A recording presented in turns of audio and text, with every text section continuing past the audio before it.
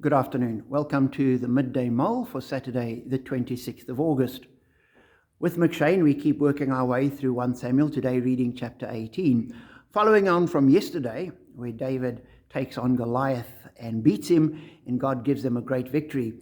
In chapter 18, the Israelite army goes back, and all the people come out of the towns. The women come out with singing and dancing.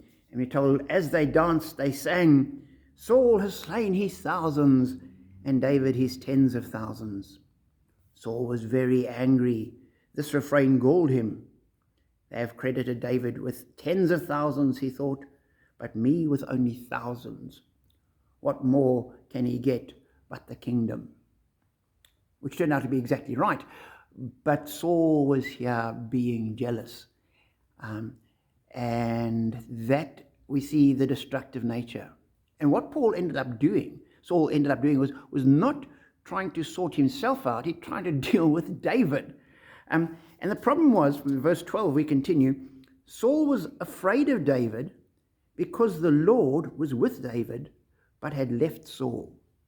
And that was the problem. David had God's blessing. God was with David, and he'd left Saul. And Saul doesn't turn back to God. He doesn't go to Samuel and say, I've made a great mess of things. I need to find God.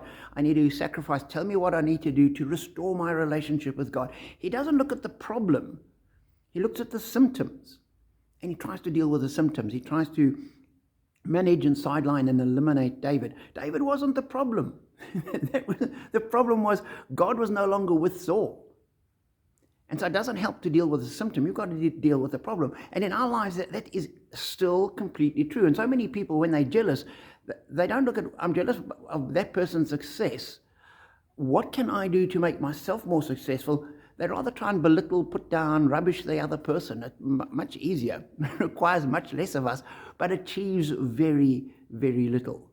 So we need to be warned by Saul about how we live, and then take courage and encouragement from David, because a few verses later it continues, in everything David did, he had great success because the Lord was with him. And as we go into life, if we go in with God with us, we will have great success. The world might not see it exactly that way, but we will achieve success if God is with us. We're walking with him and we're serving his purposes. So be warned by Saul, but encouraged by David, and know that we are blessed.